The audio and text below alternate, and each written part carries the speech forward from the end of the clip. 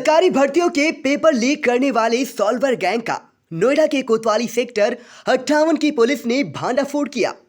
Police ने solver gang के 10 सदस्यों को दबोचा है। पकड़े गए गैंग में 3 रिटायर्ड फौजी भी शामिल हैं।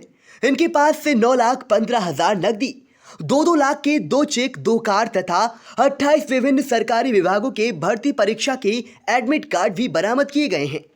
ये गैंग न सिर्फ सरकारी भर्तियों मसलन जूनियर असिस्टेंट हरियाणा कर्मचारी स्टाफ सिलेक्शन, राजस्थान कर्मचारी स्टाफ सिलेक्शन, राजस्थान विद्युत सिलेक्शन, एसएससी आदि परीक्षाओं के पेपर आउट कर बेचते थे, बल्कि वो दूसरे की जगह पर सॉल्वर भी बिठाकर पेपर भी दिलाते थे। इसके एवज में उन्हें 40 से 50 लाख तक की मोटी रकम मिलती थी।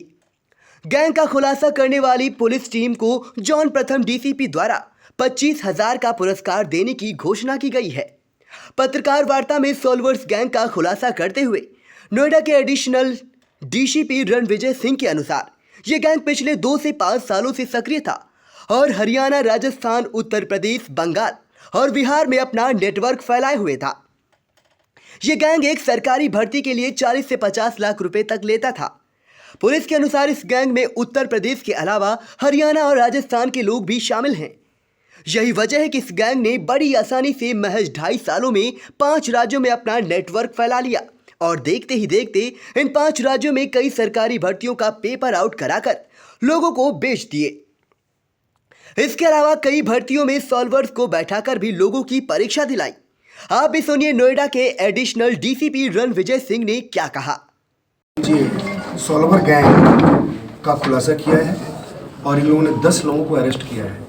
बेसिकली ये सभी 10 लोग जितने कम्पिटिटिव एग्ज़ाम्स होते थे उसके क्वेश्चन पेपर्स लीक कराना, उसके आंसर शीट्स तैयार करके उसको बेचना, किसी जगह पे कैंडिडेट्स की जगह पे दूसरे किसी को बैठाना, इस तरह का काम ये कर रहे थे। और इसके बारे में हम लोग को सूचना मिली थी। हम लोगों ने समय रहते इन लोगों को हम लोगों ने इंटरसेप्ट किया।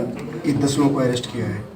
इनकी पोजीशन से 28 एडमिट कार्ड्स डिफरेंट एग्जाम्स के मिले हैं, जो क्लियरली इंगित करता है कि उस एडमिट कार्ड्स जिस एग्ज़ाम का एडमिट कार्ड मिला है वहाँ पर ये लोग जो डिटेल्स होते थे उस डिटेल्स को चेंज करके और किसी दूसरे कैंडिडेट को वहाँ पर बैठाते थे और बाकी जो कैंडिडेट्स उसके ओरिजिनल होते थे उनसे पैसे लेकर के बाकी और चीज़ भी उनको दूसरे तरीके से सपोर्ट करना, यानी 2 तरह से काम करते थे ये।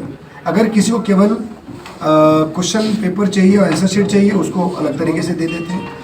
और कुछ कैंडिडेट्स ऐसे होते थे जिन कैंडिडेट्स को कॉन्फिडेंस नहीं होता था एग्ज़ाम देने का, उनकी जगह किसी को बैठाकर उसका डिटेल्स एडमिट कार्ड में चेंज करके उसको बैठा करके उसको एग्ज़ाम दिला करके उसे पास कराते थे। ये गैंग पिछले 2.5 साल से पूरे जो इधर स्टेट्स हैं जैसे दिल्ली, राजस्थान, उत्तर प्रदेश, हरियाणा, बिहार, इन सभी जगहों पे ये ऑपरेशनल थे और 2.5 साल से बहुत सारे एग्ज़ाम्स में इन लोगों ने लोगों को इस तरह से फर्जरी की है।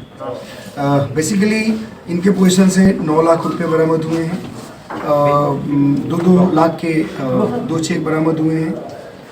हमने आपको बताया एडमिट कार्ड 28 बरामद हुए हैं। स्मार्टफोन जो ये यूज़ कर रहे थे वो बरामद हुआ है। और इन लोगों के बीच में आपस में जो बातचीत होती थी उसका लगभग 30-35 पेजेस का हमारे पास ट्रांसक्रिप्ट भी है, जो क्लियरली इस्टेब्लिश करता है कि ये गैंग किस तरीके से पूरे इस ऑपरेशन को अंजाम देता था, इनका मोडस ऑपरेंडी क्या होता था। हम लोगों ने इस गैंग के खिलाफ जो उचित धाराएं हैं उसमें हम लोगों ने मुकदमा पंजीकृत किया है। हम इनको जेल भेज रहे हैं और बाकी जितने लोग हैं इन सभी लोगों का प्रोफाइल हम चेक कर रहे हैं। इसमें सबसे इंटरेस्टिंग फैक्ट ये है कि इसमें 3 जो अपराधी पकड़े गए हैं वो तीनों का आर्मी से बैकग्राउंड है, मतलब ये लोग आर्मी में पहले काम करते थे।